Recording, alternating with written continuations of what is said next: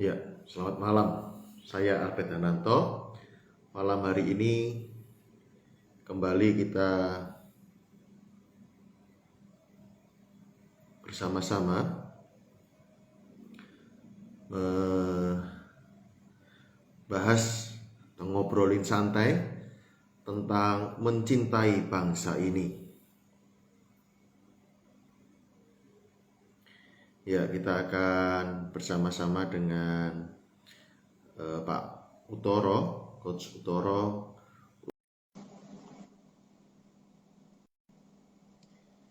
Ngobrolin. Ya. Selamat malam. Malam Mas Albert. Iya. Apakah suara saya bisa didengar? Bisa Pak, sangat bisa. Suara saya gimana Pak? Oke. Mantap Mas. 2 jempol. Oke.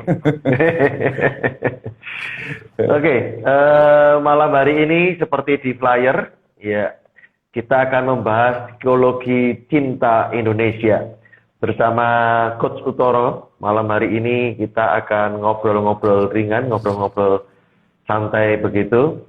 Nah, malam hari ini seperti biasanya sebelumnya juga, jadi teman-teman silahkan kalau ada yang mau bertanya atau mau nimbrung begitu ya, mau ikut menyampaikan pendapatnya, silahkan diketik di kolom chat. Oke, saya buka dulu dalam Assalamualaikum warahmatullahi wabarakatuh. Waalaikumsalam. Ya, Shalom, salam sejahtera, namo buddhaya, Om Swastiastu, salam kebajikan. Dan malam hari ini mau tanya nih Pak, kenapa ada istilah ini, psikologi cinta Indonesia ini Pak? Jadi yang dibahas apa ya Pak? Ini kira-kira yang mau kita obrolin malam hari ini apa ini Pak? Gitu. Ya, jadi kita sering mendengar orang-orang atau teman-teman mengatakan tentang cinta tanah air gitu ya, cinta Indonesia, dan saya ingin mencoba melihat dari sudut pandang saya sebagai seorang coach, sebagai seorang trainer gitu ya Mas. Jadi cinta ini kan sebuah perwujudan dari value atau sesuatu yang dianggap oleh seseorang berharga. Jadi orang akan mencintai sesuatu atau seseorang karena sesuatu atau seseorang itu dianggap sebagai sesuatu atau seseorang yang berharga gitu. Nah, ketika kita menghubungkannya dengan cinta Indonesia, maka Indonesia ini adalah sesuatu yang berharga bagi kita, bagi masing-masing kita, gitu, masing-masing individu. Nah, seberapa berharganya Indonesia sih bagi kita? Nah, ini yang nanti selama 1 jam ke depan mungkin akan kita urai, akan kita bahas gitu, Mas Albert. Wow, dalam sekali itu Pak. Jadi di awal aja sudah memberikan tantangan gitu. Kalau bahasa saya, kita memang sudah lahir di Indonesia. Tapi pertanyaannya, apakah Indonesia lahir di hati kita? Gitu ya. Iya, betul sekali. Kalau kita ini warga negara Indonesia gitu. Pemerintah bahwa kita sering bilang harus ini warganya gitu, ini anak-anaknya Ibu Pertiwi. Tapi pertanyaannya, apakah kita memiliki Indonesia? Apakah kita cinta Indonesia gitu kan ya? Jadi betul. Dan tentunya cinta tanah air bukan ketika, kalau saya waktu masih SMA gitu Pak, sering lagi naik motor yang kenceng-kencengnya lagi adrenalinnya atau darah muda lah istilahnya Bang Roma gitu. Jadi itu bukan ketika itu ya Pak ya, jatuh ke tanah gitu lalu wah itu cinta tanah air gitu ya, bukan itu yang gitu.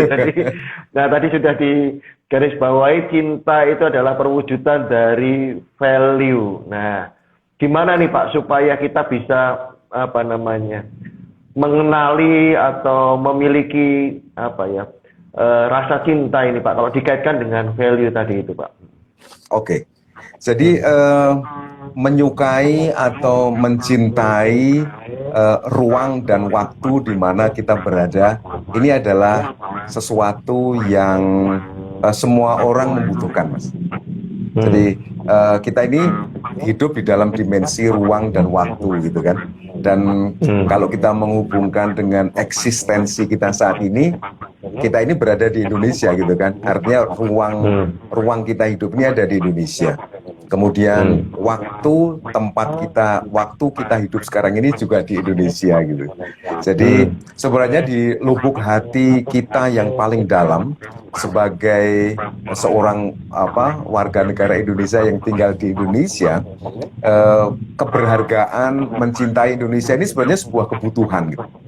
Sebuah kebutuhan karena kita berada di ruang dan waktu Indonesia. Mungkin terlalu abstrak kali ya Mas ya. Tetapi kalau kita coba ingat sebuah pepatah ya Mas, di mana langit dijunjung, di mana bumi dipijak, di situ langit dijunjung gitu ya. Ini sebenarnya adalah sebuah warisan dari para leluhur kita bahwa kita ini tidak bisa tidak mencintai bumi yang kita pijak dan langit yang kita junjung, atau ruang dan waktu di mana kita berada. Dan mengapa itu menjadi sesuatu yang berharga bagi seseorang? Karena berkaitan dengan eksistensinya tentu saja. Karena kalau ruang dan waktunya tidak ada, maka mungkin kita tidak ada. Bayangkan ya, ketika Indonesia tidak ada, di mana kita? Mungkin kita tidak ada. Mungkin kita tidak dianggap gitu ya. Mungkin kita tidak tidak direken gitu ya. Ketika kita ingat zaman sebelum kemerdekaan, kita mungkin tidak ada. Ketika kita sedang ke luar negeri misalnya, Anda dari mana gitu ya. Maka kita agak kesulitan menjawab. Jadi eksistensi ini menjadi faktor pertama yang menentukan seberapa berharganya ruang dan waktu tempat kita hidup, tempat kita berada, Mas Albert. Oke. Jadi itu mungkin yang membuat kalau implementasi kenapa kita harus punya KTP gitu kali ya Pak ya. Jadi ya kita harus tercatat warga negara mana gitu. Atau mungkin kalau kita nggak punya status ininya, kita kehilangan konteks gitu ya Pak. Kehilangan jadi kalau bahasanya Pak Uttoro tadi kan bicara soal konteks dimensi waktu dan ruang gitu ya. Jadi kita kehilangan konteksnya, kita kehilangan identitas kita gitu ya, karena oke Pak. Nah sekarang ini apa sih Pak value itu Pak gitu mungkin ya. Jadi gimana ini kita bisa menilai, kalau tadi kan cinta itu perwujudan dari value gitu. Nah sekarang ini apakah Indonesia sudah menjadi sudah bagian dari value atau cinta cinta kita gitu, cinta saya gitu. Itu gimana Pak bercerminnya gitu Pak? Oke. Banyak definisi tentang value, banyak teori tentang value, tetapi mungkin salah satu definisi tentang value yang paling saya sukai ya. Jadi ada 5 elemen value Mas. 5 elemen value. Jadi sesuatu menjadi value bagi kita atau valuable bagi kita, berharga bagi kita ketika penting bagi kita, ketika sesuatu penting. Penting ini artinya dia harus ada, dia harus eksis gitu ya. Sesuatu ini penting untuk diadakan gitu. Sesuatu yang mau tidak suka tidak suka, mau tidak mau harus ada. Jadi value, ciri dari value yang pertama adalah itu adalah sesuatu yang penting. Kemudian yang kedua adalah sesuatu yang bermanfaat. Kemudian yang ketiga adalah favorit. Saya menyukainya atau preferensi. Saya lebih suka ini daripada yang lain. Kemudian yang keempat adalah prioritas. Sesuatu yang saya dahulukan daripada yang lain. Kemudian yang 5 adalah sesuatu yang berhubungan dengan relationship saya atau hubungan saya dengan orang lain. Contoh misalnya sesuatu yang valuable itu adalah ketika sesuatu itu membuat orang yang saya cintai itu senang gitu misalnya ya. Saya akan melakukan sesuatu yang membuat keluarga saya bahagia. Saya akan melakukan sesuatu yang membuat masyarakat di sekeliling saya bahagia misalnya. Atau saya akan melakukan sesuatu di mana tim saya bahagia. ini juga merupakan value. Jadi ada 5. Yang pertama adalah penting, 2 manfaat, 3 ini adalah preferensi, saya menyukai, kemudian yang keempat adalah prioritas atau saya mendahulukan dari yang lain, dan yang kelima adalah berhubungan dengan hubungan kita dengan orang yang kita cintai, relationship. Pak, kalau saya mau tanya dari yang terakhir gitu, Pak. Sebabnya ini dalam keterbatasan pemahaman saya atau pengimajinasiannya saya begitu.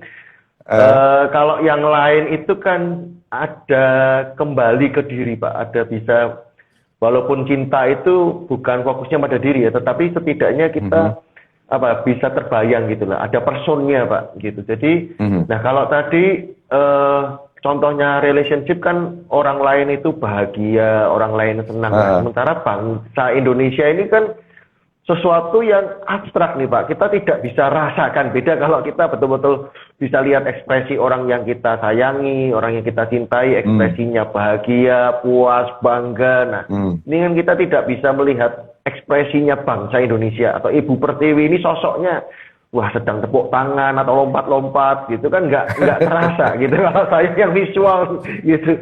Nah, gimana ya Pak supaya ini bangkit gitu Pak dari atau mungkin bisa mengenali nih Pak. Ini tadi yang soal relationship ini Pak. Oke.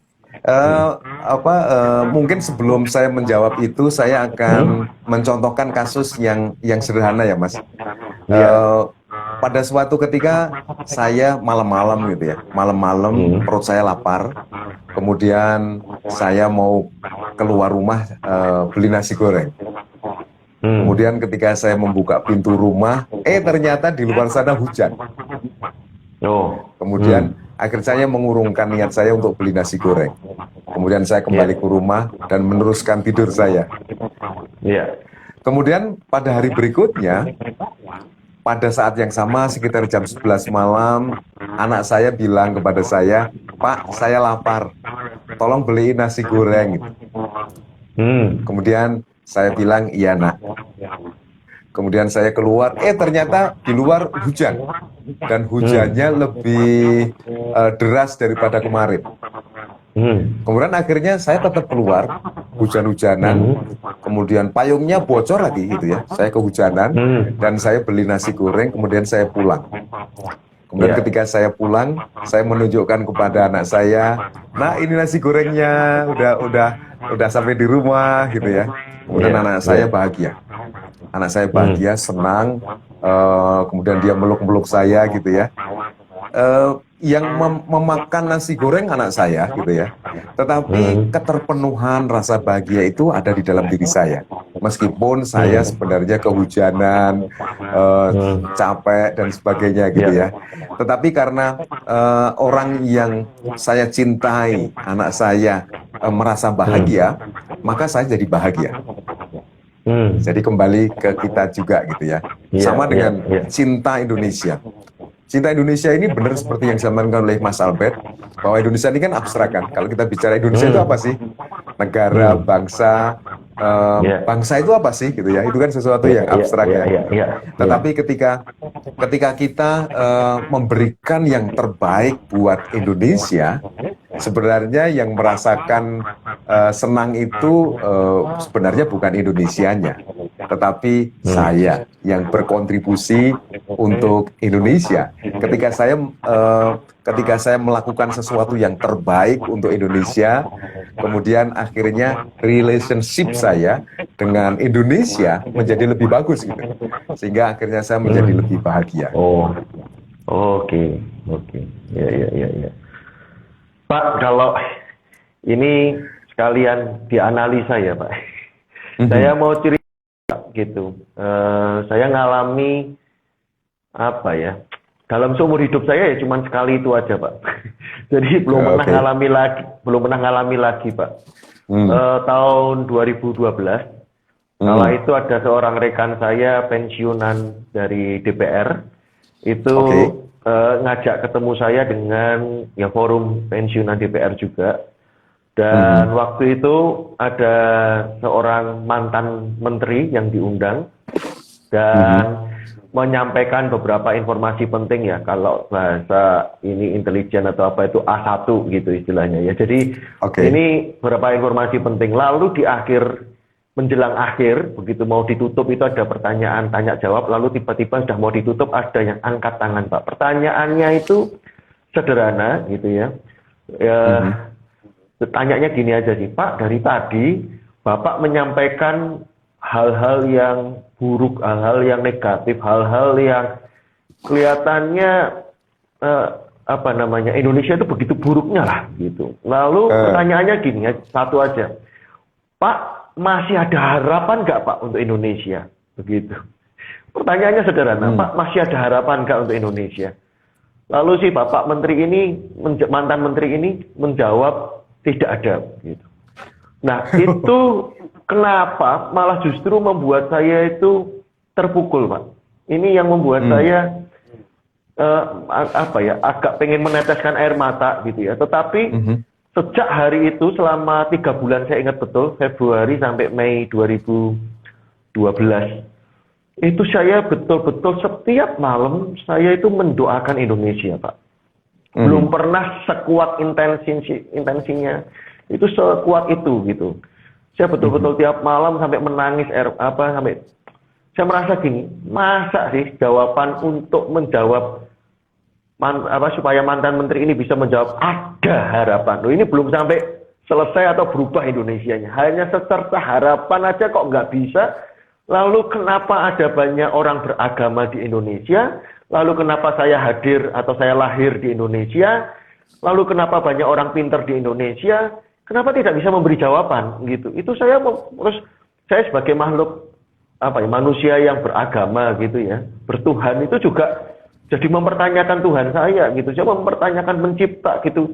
Masa yang saya percaya Tuhan yang maha besar, maha agung, kok masa tidak ada solusi untuk Indonesia gitu. Itu buat saya entah kenapa saya tuh kayak frustasi, sedih gitu. Kenapa seperti itu gitu. Sampai saya tuh mulai berdoa yang sesuatu yang mungkin nggak logis, Pak, gitu. Jadi kayak pengen barteran sama Tuhan gitu. Barteran sama apa sih caranya, atau apa yang harus saya berikan untuk Indonesia, atau apa yang saya harus berikan untuk Tuhan gitu ya, supaya saya bisa dapat Indonesia, supaya saya bisa dengar dari mantan menteri itu ada harapan untuk Indonesia gitu. Jadi kalau kenapa hari ini saya masih semangat, saya sampai punya gairah gitu ya, punya passion, punya tentang Indonesia, itu sebetulnya titik mulanya itu, Pak, gitu. Jadi sampai saya istilahnya saya macam-macam sih, Pak, waktu itu. Udah saya ketemu ini apa yang saya bisa berikan gitu, segala-galanya gitu. Ya, jadi untuk Indonesia. Nah, itu apa sebenarnya yang terjadi, Pak? Atau ada value apa yang tersentuh, atau apa yang mungkin ada berkaitan tadi value cinta itu, atau ini cuma emosional, Pak? Atau ini misteri ilahi, atau gimana ini? Apa yang sebenarnya? Gitu. Iya. Bisa berbagai kemungkinan yang terjadi ya, Mas Albert ya. Tapi kalau saya menganalogikan seperti ini, Mas. Kita ini kan contohnya misalnya ya, saya dulu pernah pengen punya televisi ketika belum punya televisi, pengen punya kulkas sebelum punya kulkas, kemudian pengen meja tamu yang bagus gitu ya, kemudian tempat tidur yang bagus, dan berbagai hal yang saya suka. Kemudian juga menciptakan kenyamanan gitu ya, membeli AC dan sebagainya. Tapi pertanyaan begini, Mas, ketika saya punya semua itu, tetapi saya tidak punya rumah, buat apa gitu kan? Kadang-kadang kita berpikir bahwa saya ingin menjadi pengusaha yang sukses, saya ingin menjadi coach yang bermanfaat, saya ingin menjadi trainer yang bermanfaat, saya ingin menjadi pegawai negeri yang bermanfaat, dan sebagainya, dan sebagainya. Itu muncul di dalam pikiran kita, menjadi cita-cita kita, menjadi harapan kita, Tetapi kadang-kadang kita lupa bahwa semua yang kita inginkan itu butuh rumah, butuh ruang dan waktu tadi. Dan ruang dan waktu itu adalah Indonesia ini, Mas. Bayangkan, sesukses apapun kita dan di dalam bidang yang kita tekuni ya, kalau kondisi ruang dan waktu yang tempat kita hidup ini berantakan gitu ya, maka menjadi tidak ada artinya. Contoh misalnya ya, ketika terjadi musibah atau ketika terjadi bencana, ketika terjadi kerusuhan atau hal-hal yang mengganggu ruang dan waktu kita gitu ya, maka hal-hal yang kita miliki, hal-hal yang membuat kita nyaman ini menjadi tidak ada.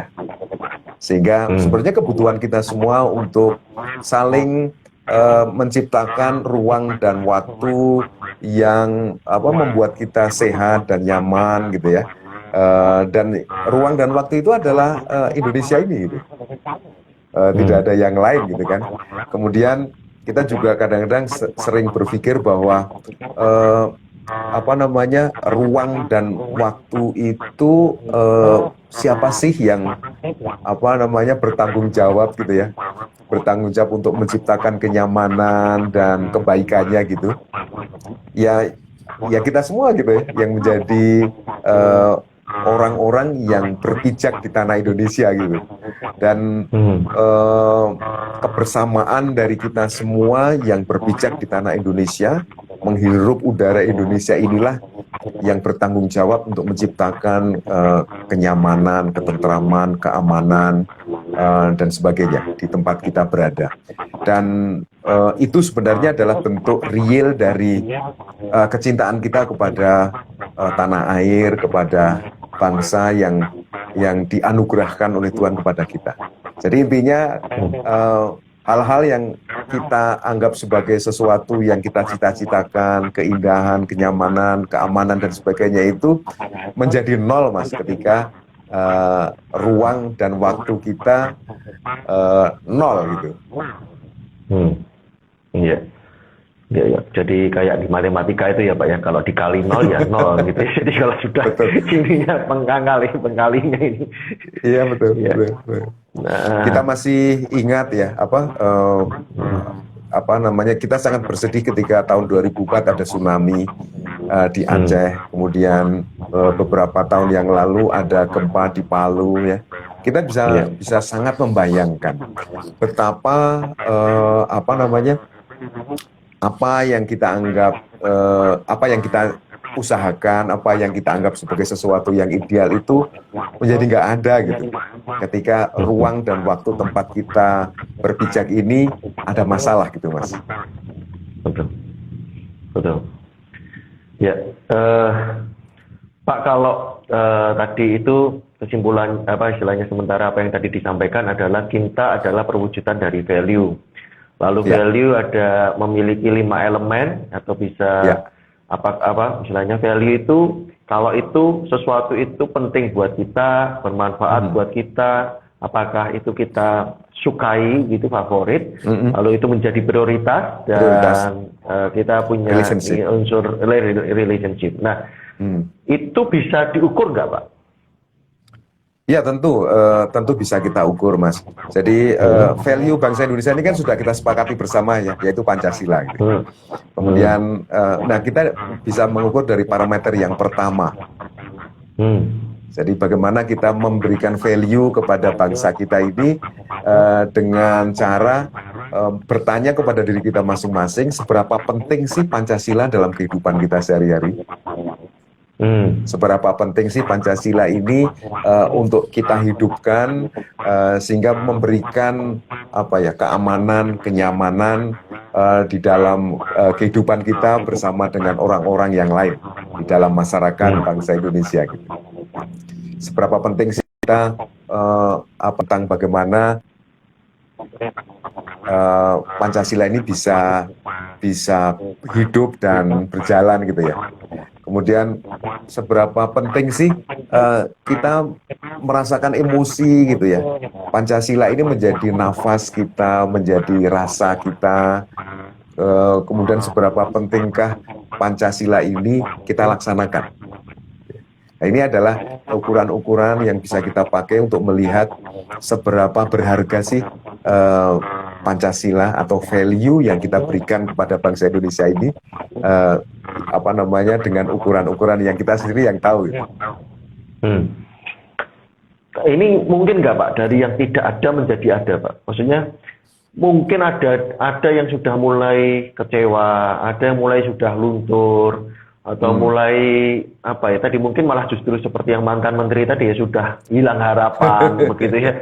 Atau istilahnya sampai titik ya aku di Indonesia karena nggak punya pilihan lain gitu. Coba kalau ada jalur swaka atau jalur pindah warga negara, mungkin saya akan pindah gitu, mungkin begitu. Nah ini bisa nggak Pak, atau mungkin ditingkatkan intensitasnya, atau mungkin malah memunculkan value itu dari dalam diri, itu ada kiatnya kan?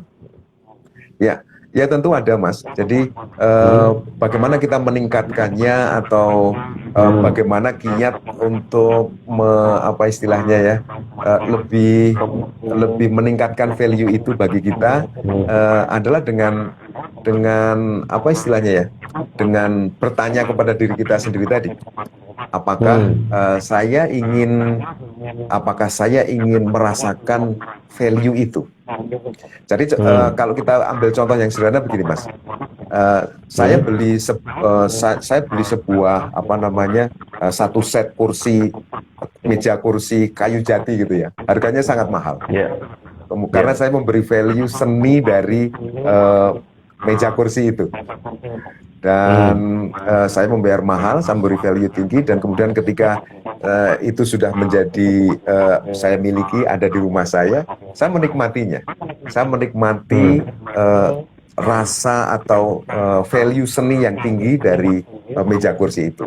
Nah, ini sama dengan Indonesia, yang kita dapatkan tanpa perlu beli ya.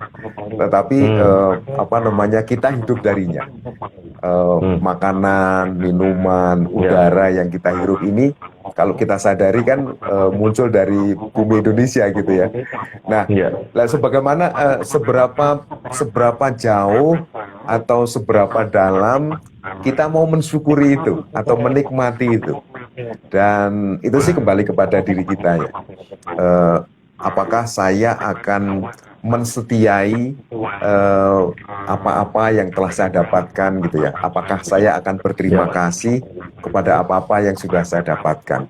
Ini kembali ke personal kita masing-masing, Mas. Jadi kelanjutan dari kisah itu Pak, saya tadi 2012 itu, saya betul-betul diuji Pak, digoda betul, apakah saya sepertinya begitu ya, saya nggak tahu ini. Jadi saya merasa betul-betul diuji karena setelah itu saya dapat tawaran 2 Pak, satu di Vietnam dan satu di Korea. Nah yang di Korea ini karena ada satu orang istilahnya pemimpin atau orang Indonesia yang di Korea, lalu dia mencari pengganti begitu. Tetapi dia ngomong aku akan ke Indonesia, lalu saya akan kerja dan uangnya saya kirim ke Korea, walaupun itu untuk orang-orang Indonesia di Korea begitu. Nah saya waktu itu merasa entah kenapa bisa marah loh Pak. Gitu saya bilang enggak deh. Gitu. Menurut saya cinta Indonesia itu termasuk cinta tanah air. Walaupun Anda mencintai bangsa ini, bangsa kita di luar, tapi Anda menyedot tanah air kita gitu. Jadi artinya kalau istilah pakai diaspora itu harusnya Anda yang di luar itu gimana caranya bangun yang di dalam gitu, bukan ini dibawa keluar. Saya pengertian sempit gitu waktu itu, entah benar atau enggak, tapi saya bisa merasa dan saya tolak 2 tawaran itu. Tapi sampai hari ini saya bilang kalau saya ada tawaran di seluruh Indonesia saya mau. Tapi kalau di luar negeri saya nggak mau gitu. Itu sampai membuat saya punya komitmen gitu. Jadi betul saya diuji setelah saya berdoa itu. Lalu ada godaan itu. Lalu kemudian godaan berikutnya Pak. Godaan berikutnya adalah ini kan biasa Pak. Jadi kalau belum nikah itu single kan banyak yang pengen menolong gitu. Coba dikenalin. Itu ada yang tanya dulu sama saya, ada yang nggak tanya. Tapi ada yang tanya gini, Mas, ada yang preferensi suku tertentu nggak Mas? Gitu. Nah itu dalam hati saya tuh tiba-tiba langsung ada suara Pak gitu. Saya ada bukan suara lah, impresi atau apalah suara hati begitu ya. Jadi kalau kamu bilang cinta Indonesia, kamu bener nggak kamu cinta Indonesia? Kalau kamu tidak mencintai orang-orang Indonesia, gitu. Kalau kamu mau milih-milih orang Indonesia nggak? Kamu masih milih-milih nggak gitu? Atau kamu sudah pokoknya orang Indonesia aja gitu? Atau kamu tetap mau milih-milih gitu? Nah jadi nggak tahu ini masuk di elemen yang mana gitu ya. Jadi apakah ini prioritas? Apakah ini penting buat saya Indonesia? Tapi jadi saya merasa gini, kalau kita bisa membuat hal itu penting tadi seperti nilai jual ya, artinya kita bisa menghargai seberapa penghargaan kita terhadap sesuatu itu, seberapa kita bersyukur atas sesuatu itu, semakin tinggi komitmennya, semakin tinggi nilainya, maka sebetulnya apa yang kita lakukan di bawah itu kemudian, itu nggak ada artinya lagi. Gitu ya istilahnya. Kalau kita nilai itu setinggi nyawa, maka berikutnya resiko yang tidak sampai mengambil nyawa kita itu tidak ada artinya lagi gitu.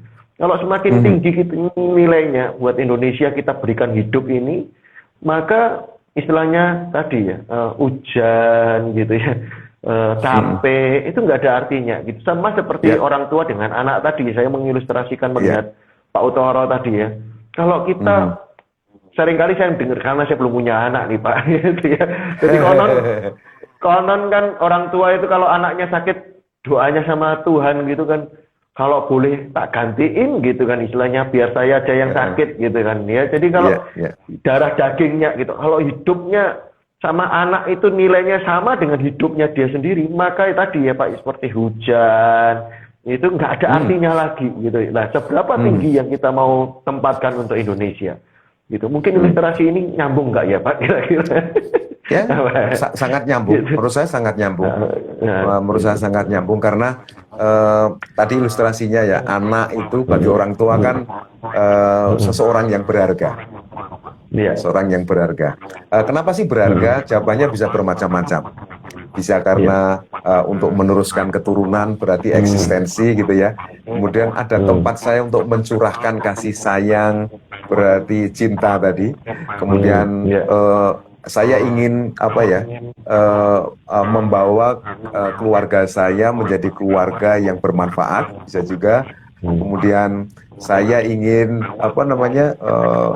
anak saya ini adalah alasan kenapa saya bekerja misalnya, maka prioritas gitu ya. Kemudian anak saya ini adalah tempat saya menikmati sebuah relationship misalnya. Jadi lima-limanya kena itu Mas Albert. Dan kalau kita analogikan ya bahwa anak itu adalah Indonesia. Kemudian di sisi lain kita analogikan juga bahwa kita itu anaknya Indonesia. Kalau ini bisa dinikmati dengan sangat bagus gitu ya, betapa bahagianya kita gitu. Kita mencintai sesuatu yang sangat berharga buat kita, tempat kita hidup, tempat kita eksis, tempat kita mendapatkan kenyamanan, tempat kita ada gitu ya. Tempat segala sesuatu yang kita cita-citakan ini menjadi sesuatu yang relevan gitu, karena ada Indonesia. Kemudian di sisi lain kita juga menyadari, memahami, mensyukuri bahwa ibu pertiwi gitu ya. Kalau kita ibaratkan Indonesia ini sebagai ibu pertiwi, maka kita adalah anak dari Indonesia. Dan kita terbukti dari kita lahir sampai sekarang atas rahmat Tuhan Yang Maha Kuasa, kita bisa bertahan hidup di sebuah tempat gitu ya, yang membuat ya kita masih ada sampai sekarang gitu.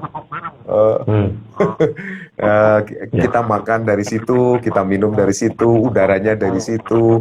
Kita bersama-sama dengan masyarakat yang saling memberi, saling mensupport, saling mendukung. Bayangkan kalau kita sendirian, meskipun kita punya mobil mewah, punya rumah yang bagus, punya uang 1.000 triliun gitu ya, tapi kita sendirian gitu. Maka rasanya menjadi nothing gitu ya. Ya. Ya hal-hal seperti itulah yang membuat cinta kepada tempat kita berada ini menjadi sesuatu yang relevan gitu. Ambil contoh hal yang sederhana aja, Mas.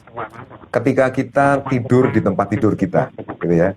Tempat tidur kita ini kan menjadi sesuatu yang penting kan, Mas, untuk kita bersihkan, untuk kita cintai. Ketika mau diambil orang ya, mohon maaf ini adalah tempat saya.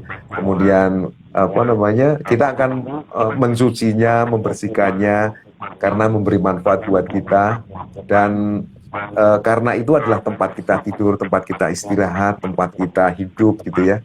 Ya tentu akan kita perhatikan segala sesuatunya. Begitu, Mas. Ya.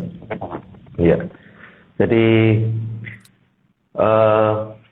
saya membayangkannya begini, tidak tahu nih saya urutannya gimana ya. Tapi bahwa karena kita seringkali meremehkan, seringkali kita lupa gitu, karena tadi yang Pak Utaro pernah sampaikan bahwa kita ini karena di Indonesia ini gratis gitu ya Pak ya. Jadi waktu lahir itu tidak ada, dan tidak tiap tahun diingatkan gitu ya, kalau atau 5 tahun sekali kayak SIM, perpanjangan STNK gitu. Sekarang aja KTP aja seumur hidup gitu ya. Mungkin dulu kan kita protes, masa KTP, masa meragukan sih gitu kan ya, masa meragukan kalau kita ini warga negara Indonesia, masa 5 tahun diperpanjang.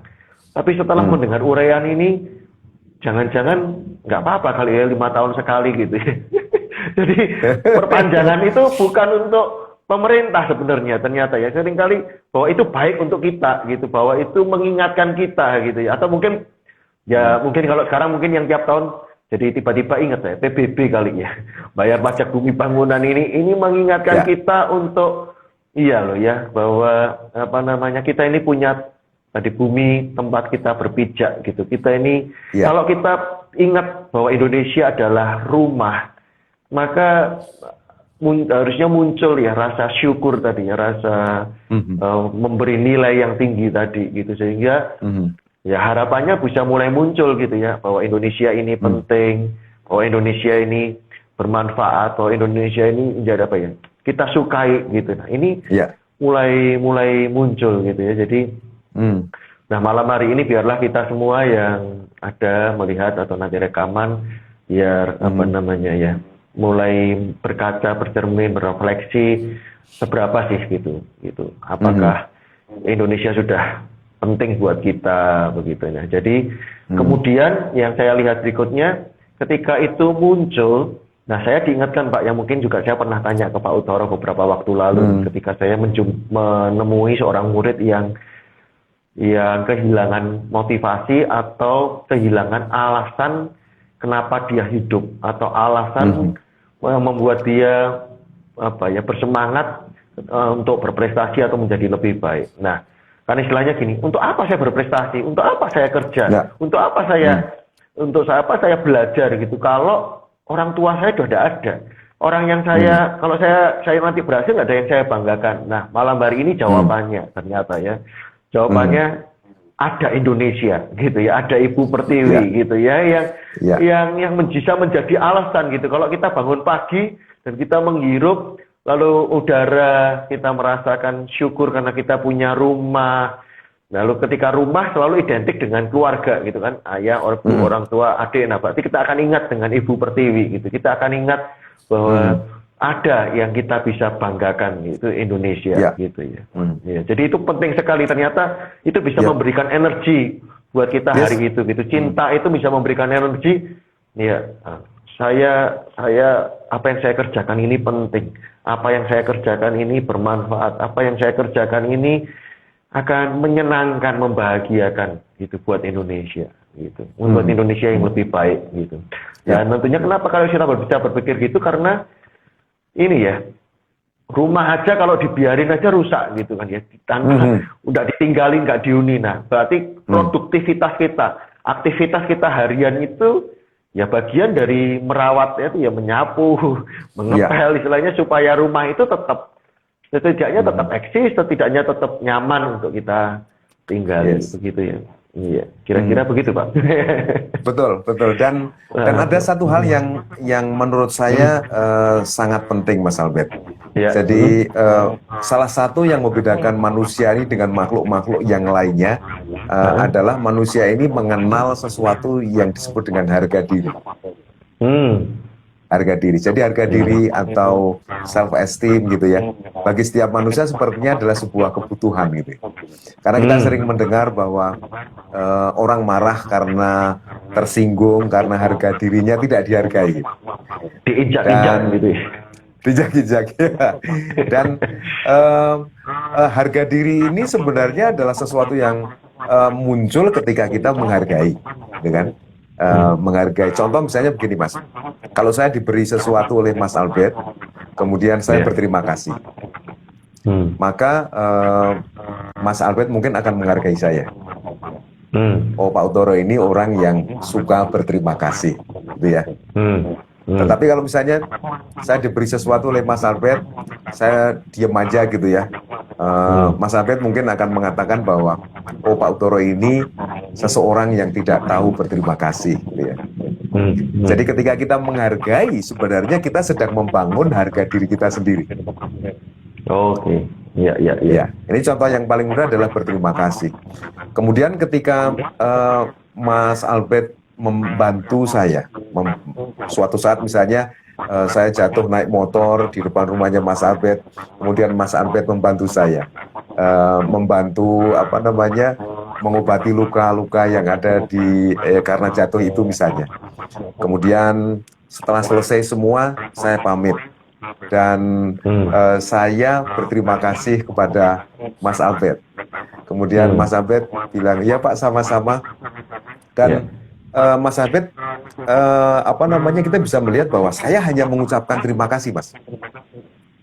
Kemudian Mas Albert, menegakkan motor, kemudian membersihkan luka saya tanpa ada rasa segan gitu ya. Kemudian mengobati. Seimbang nggak sih, Mas?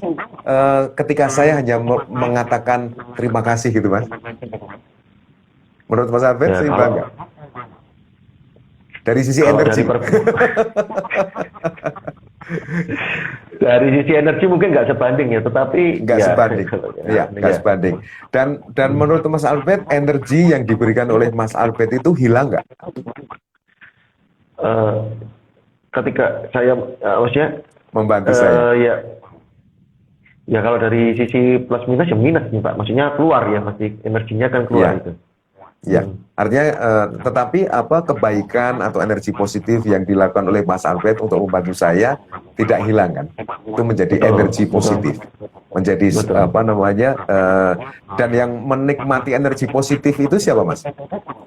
Mas Albert sendiri kan, Mas Albert sendiri. Dan Mas Albert menjadi makin yakin bahwa saya berharga. Karena saya bisa berkontribusi, karena saya bisa membantu Pak Uttoro. Kemudian saya sendiri juga, oh ya, saya berharga karena saya berterima kasih dan saya punya tekad. Suatu saat nanti saya akan membantu Mas Albert. Saya akan minta Mas Albert nomor WA-nya Mas Albert, kemudian saya akan menjalin hubungan dengan Mas Albert, kemudian suatu saat saya berjanji di dalam pikiran saya dan hati saya, ketika Mas Albert membutuhkan bantuan, saya akan segera melakukannya. Karena itu adalah bentuk harga diri saya. Jadi harga diri saya ini adalah linear dengan bagaimana saya menghargai.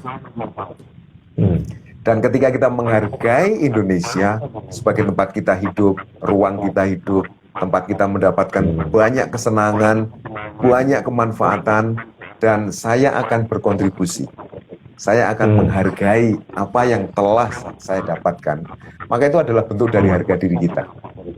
Maka saya kadang-kadang sering menyampaikan kepada beberapa teman-teman, cinta tanah air, mementing tadi ya, menganggap bahwa Indonesia ini penting, kemudian Indonesia ini sesuatu yang bermanfaat buat kita, kita sukai, kemudian kita prioritaskan dan kita jaga hubungannya gitu. Sebenarnya adalah harga diri kita. Harga diri kita. Makanya saya bisa memahami Mas, ketika tahun para pendahulu kita, para leluhur kita, mereka mengorbankan nyawa. Karena ini adalah masalah harga diri.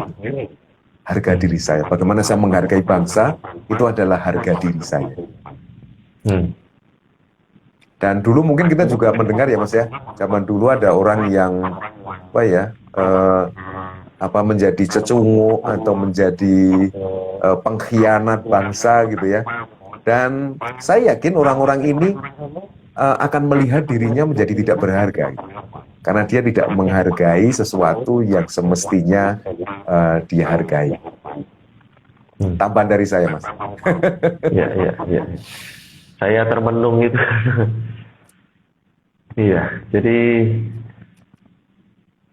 mungkin habis ini di penghujung acara ini memang kita akan bicara soal bagaimana ya Pak mulai gitu menghargai, cara menghargai dan mencintai ini gimana nih Pak, dari hal-hal yang kecil. Karena saya jadi merenung gini, banyak sekali berita kok rasanya ya memang belum dianalisa, belum disurvei itu sebetulnya mana yang lebih banyak gitu ya. Ternyata banyak berita media itu justru sampai istilah media itu clickbait gitu ya.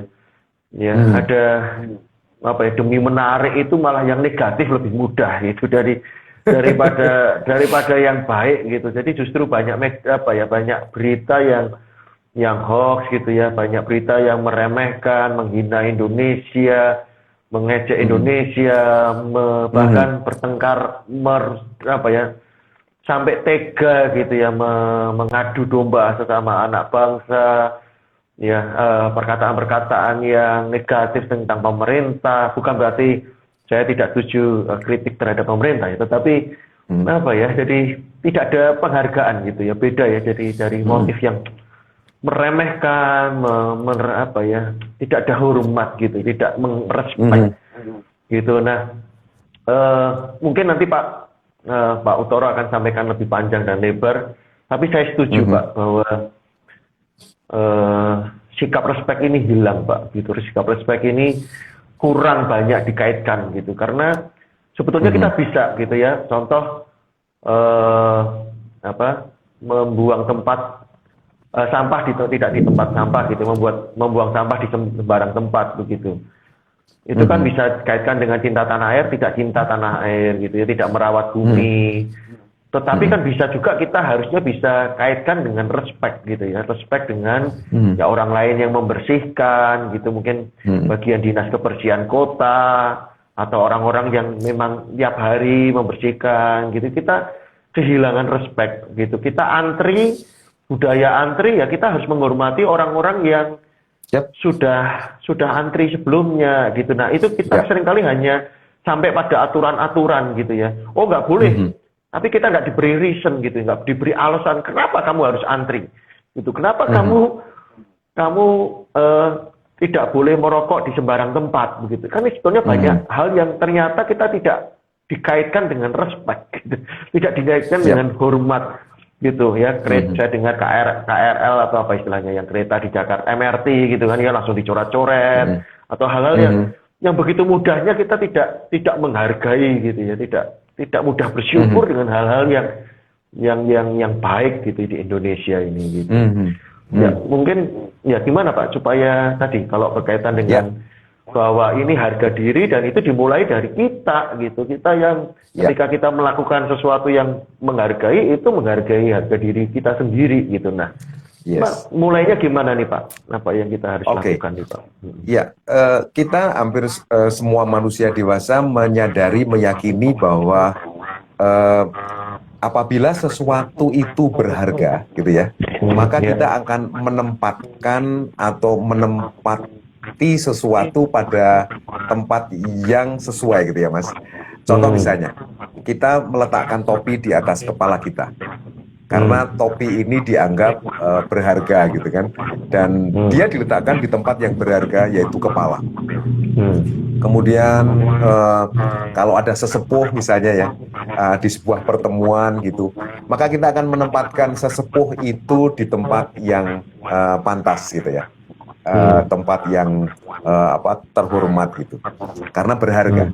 Nah, sama dengan Indonesia.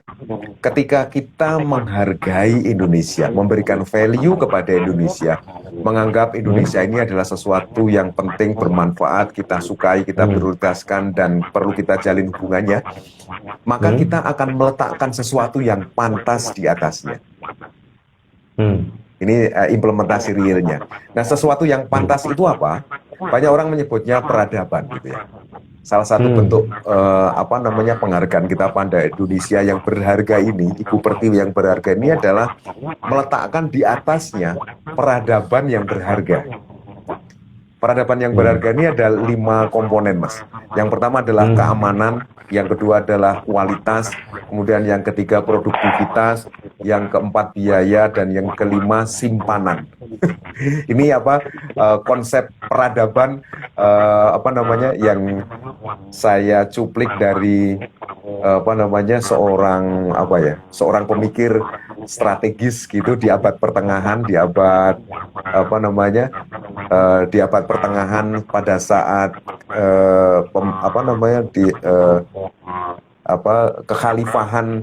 kekhalifahan Islam waktu itu berlaku gitu ya. Dia hidup di masa itu dan dia mengatakan bahwa peradaban yang berharga itu mengandung 5 hal, Mas. Yang pertama adalah atau suatu tempat disebut dengan beradab gitu ya.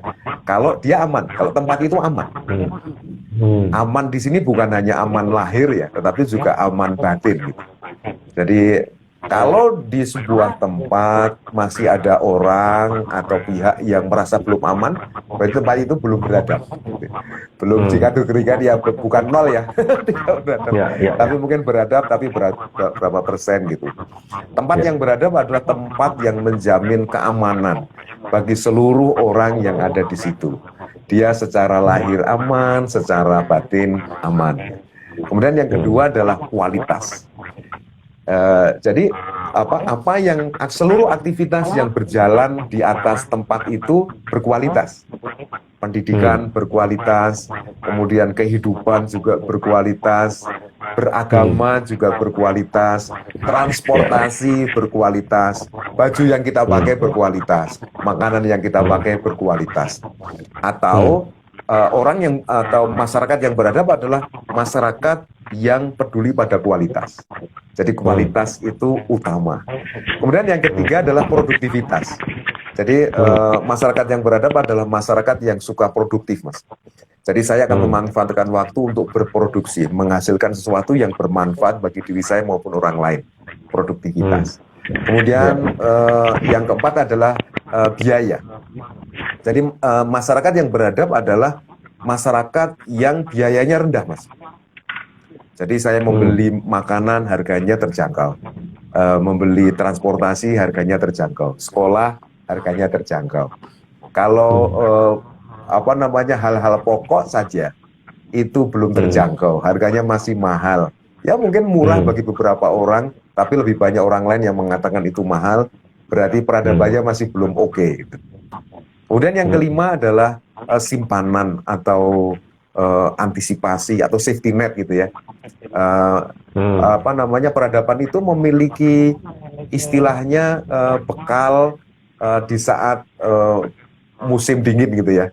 Kalau kita mungkin pada saat musim kemarau saya sudah memiliki bekal.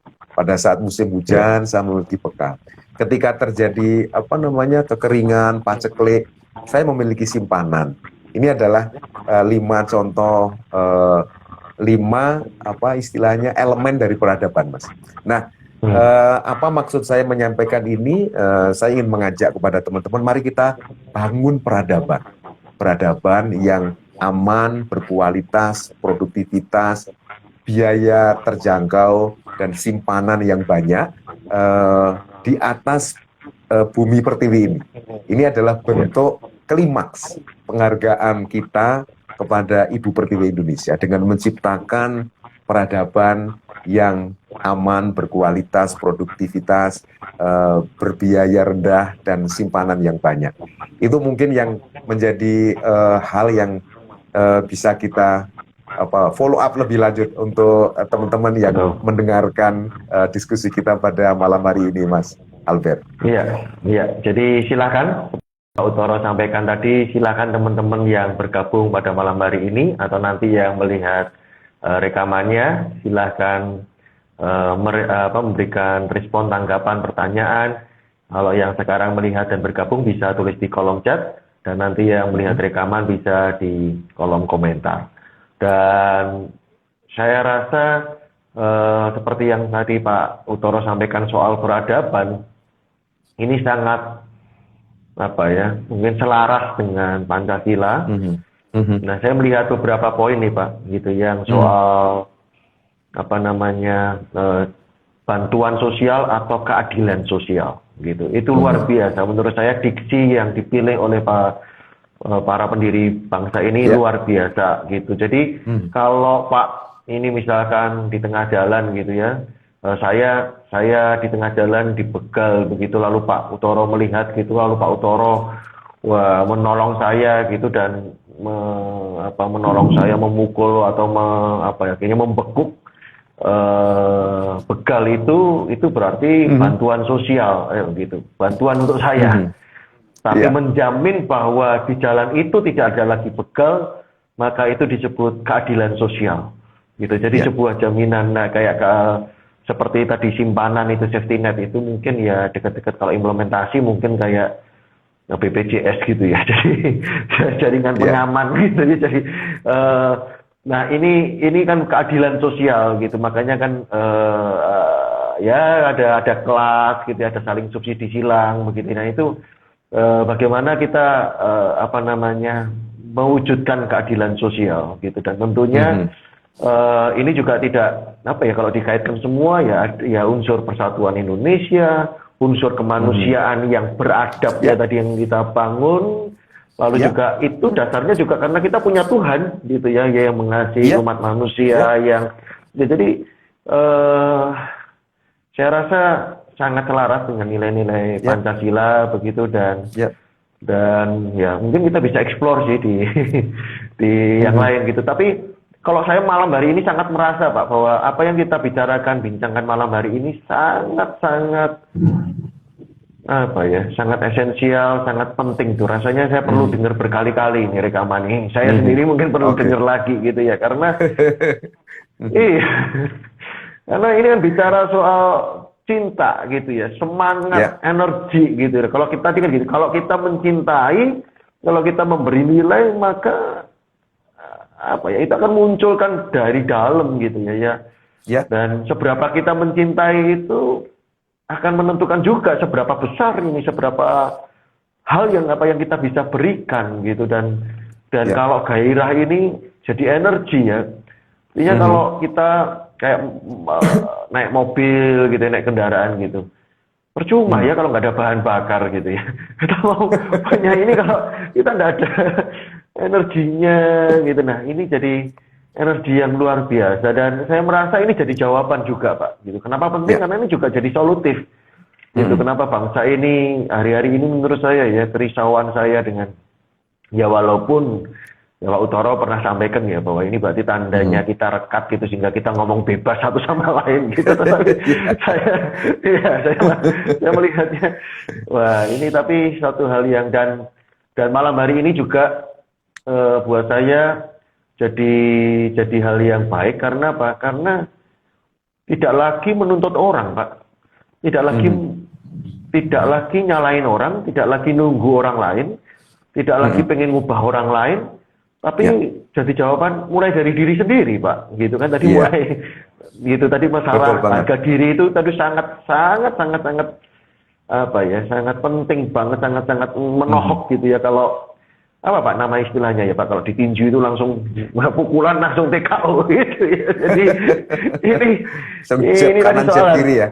Ya, jadi langsung satu pukulan ya jatuh gitu lawan gitu. Jadi jawabannya sangat powerful banget gitu ya. Jadi mulai dari kita, ini urusannya harga dirinya kita gitu ya. Diri kita, kalau kita mau dihargai ya yuk kita jadi orang yang bernilai gitu. Artinya ya itu yang jadi concernnya kita gitu, menambahkan terus setiap hari dengan nilai-nilai yang baik. Kalau kita mau semakin bernilai ya, semakin kita nambahkan nilai-nilai yang baik positif dalam hidup kita gitu.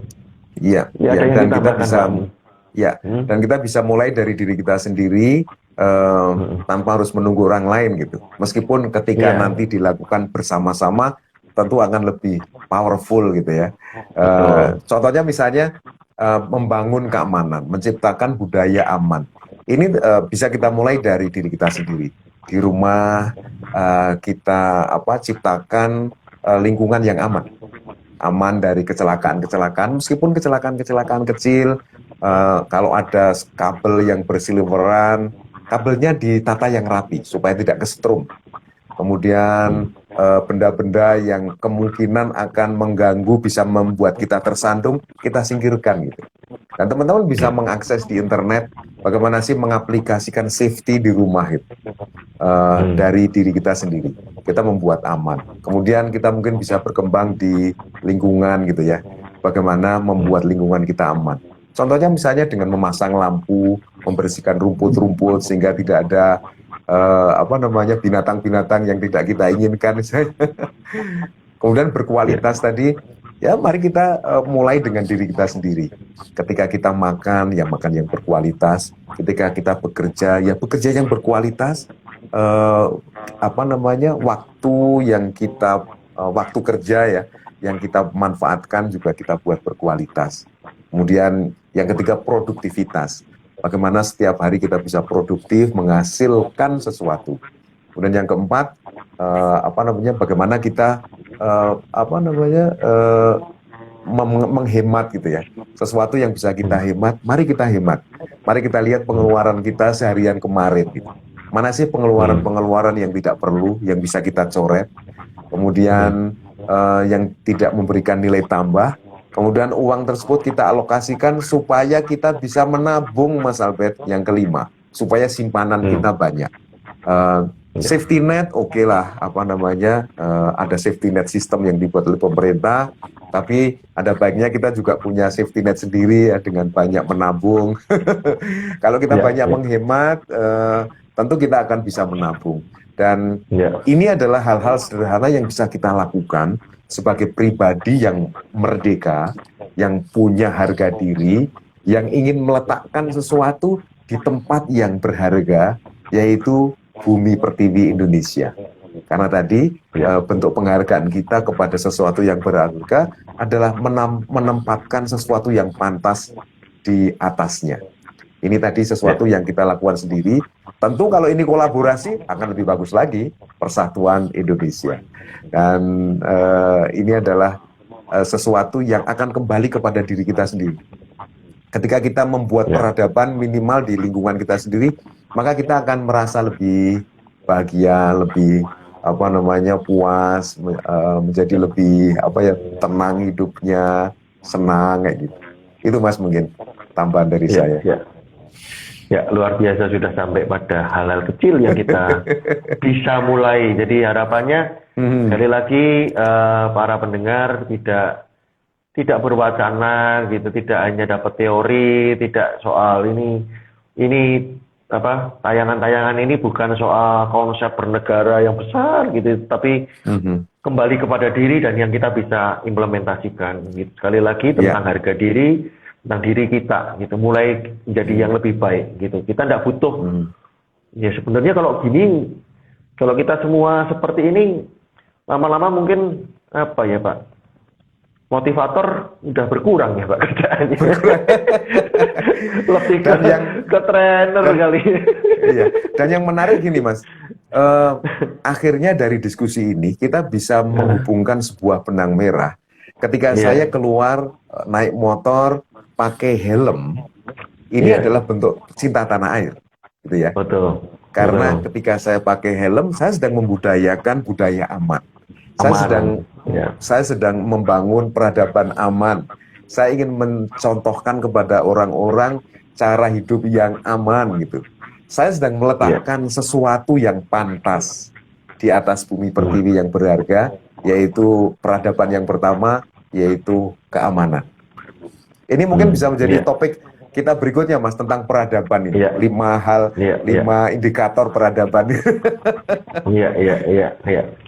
Jadi harapan saya, Anda yang mendengar tayangan ini, melihat tayangan ini,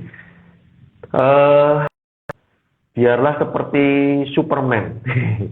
Masuk box, keluarnya Superman, gitu. Jadi ketika masuk box, menyadari kotak ini, menyadari keindonesiaan ini, dan jadilah orang-orang yang punya power. Kalau Anda sebelumnya merasa tidak berdaya, tidak potensi, tidak mencintai bangsa ini, nah biarlah dari tayangan ini, ya kemudian kayak jadi Superman itu, ganti baju, dan terimalah, kenakanlah keindonesiaan itu, dan itu melekat identitas, dan keluar Anda akan menyadari saya ini Superman gitu, saya ini Indonesia, dan otomatis itu memberikan apa ya tadi, kalau mau pakai helm ingat ini aman, ini untuk mau buang sampah ingat kebersihan, mencintai bumi pertiwi. Ketika mau bekerja maka Berkualitas. ingat dia berkualitas juga, Produktivitas. syukur, lalu produktivitas juga, mengingat ibu pertiwi, ada yang dibanggakan, ada dorongan lebih. Dan luar biasa Pak, malam hari ini saya sendiri nggak tahu nanti bisa tidur jam berapa Mbak ini, jadi karena energinya melimpah ini, memunculkan energi yang luar biasa ya.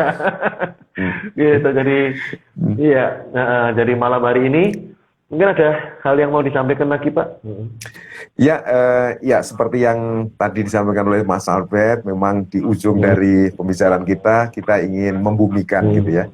Psikologi cinta Indonesia adalah psikologi yang membuat kita berharga dengan memberikan penghargaan kepada sesuatu yang kita anggap berharga, dan kemudian ujungnya di level implementasi, menghargai itu adalah menempatkan sesuatu yang pantas di atasnya, menempatkan sesuatu yang pantas di atas sesuatu yang berharga. Karena Indonesia ini adalah berharga, maka cara yang paling mudah, yang paling tepat kita lakukan adalah meletakkan hal-hal yang pantas di atasnya, dan hal-hal yang pantas itu adalah peradaban yang baik. Peradaban yang baik bercirikan aman, berkualitas, produktivitas, berharga rendah, dan simpanan. Dan kita bisa memulai dari diri kita. Dan suatu saat saya punya harapan yang sangat besar Mas, tidak seperti tadi orang yang dicontohkan oleh Mas Albert. Saya punya harapan yang besar. Ketika orang-orang berkata, negara mana sih yang muncul dalam pikiran Anda ketika saya bilang aman? Wah, Indonesia. Indonesia adalah negara yang aman. Kemudian negara mana yang setiap halnya berkualitas? Negara mana itu? Negara Indonesia. Dan kalau kita ngomong produktivitas, negara mana sih yang rakyatnya produktif? Indonesia. Kemudian rakyat mana sih yang cost-nya rendah gitu ya, harganya rendah, biaya produksi rendah, sehingga setiap orang bisa beli dengan terjangkau? Indonesia. Siapa sih negara yang rakyatnya simpanannya banyak-banyak, punya safety net? Indonesia. Dan di akhir dari yang ingin saya sampaikan Mas, menurut saya hal yang indah ini diciptakan oleh siapa? Diciptakan oleh seluruh rakyat Indonesia. Kalau kita kompak, maka insya Allah akan tercapai. Dan apakah pemerintah berperan? Ya, pemerintah berperan. Tapi kalau kita coba lihat perbandingannya ya Mas, jumlah, katakanlah pemerintah itu adalah penjumlahan dari ASN, Polri, dan TNI gitu ya. Kalau dijumlah, dibandingkan dengan seluruh rakyat Indonesia, berapa persen sih gitu ya? Dan siapa yang lebih punya peran lebih besar untuk menciptakan peradaban tadi? Tentu kita semua. Dan apakah itu sesuatu yang tidak mungkin? Sangat mungkin. Apakah ini sesuatu yang sulit? Bukan. Ini adalah sesuatu yang mudah, karena bisa kita mulai dari hal yang kecil. Contohnya tadi, menggunakan helm, membersihkan tempat di lingkungan kita, membuang sampah, membayar pajak. Ini adalah hal-hal kecil yang bisa kita lakukan untuk membangun peradaban, yaitu meletakkan sesuatu yang pantas di atasnya. Itu Mas Albert. Iya. Nah, kalau saya tambahkan dari saya backgroundnya komputer itu hanya mengenal dua angka, Pak, 1 dan 0. Oke. Kalau bahasa komputer itu 1 dan 0. Nah, itu kalau tadi berkata bahwa kalau persatuan Indonesia, artinya kalau kita lakukan serentak, itu pasti powerful. Saya percaya ada kuasa di Ya. dalam persatuan, ada kuasa dalam kesatuan. Pasti. Tetapi kalau itu kita tunggu, gitu ya, kalau kita tuntut itu duluan, percuma. Kalau nilainya 0 Ya. gitu, 0 tambah 0 tambah 0 tambah 0 ya 0 gitu. Nah, kembali kepada self esteem tadi. Kalaupun itu hanya 1, ya kita ubah 0 jadi 1 gitu ya. Kalau kita mulai dari setiap kita gitu memberikan sebuah nilai dari diri kita, ya. Jadi tadi kesadaran itu kalau kita menghargai maka mulainya dari diri kita gitu. Nah, Ya. itu kalau kita satu, ketika nanti pada saatnya ya ini menjadi sebuah kesatuan gitu, sebuah energi korporasi, ya, energi yang bersama itu memberi nilai yang luar biasa gitu ya. Tadi Ya. kalau dikatakan tadi 200 sekian, kita ambil 150 aja juta gitu, itu aja sudah 150 juta gitu ya. Tapi satu cukup satu aja gitu. Kalau kita punya nilai satu hari satu aja, maka tidak mustahil ya, kita tadi yang Bapak Utoro sampaikan ini tidak mustahil gitu ya. Nanti kalau yang aman siapa? Ya Indonesia. Yang produktif siapa? Indonesia. Itu nggak jadi sesuatu yang mustahil kalau setiap kita melakukan dari diri kita. Tinggal waktunya aja, nanti kita bersama-sama pasti jadi energi yang luar biasa. Gitu. Makasih untuk obrolan kita malam hari ini, Terima Pak. kasih Mas Albert, luar biasa. Iya. Makasih Mas Albert. Ya, makasih Pak. Sampai ketemu. Dan terima kasih Sampai buat ketemu. teman-teman. Ya, Makasih. buat teman-teman, buat yang sudah menyaksikan ini dan buat juga teman-teman yang menyaksikan rekaman ini. Sampai jumpa di episode yang selanjutnya. Selamat malam dan wassalamualaikum warahmatullahi wabarakatuh. Waalaikumsalam. Terima kasih.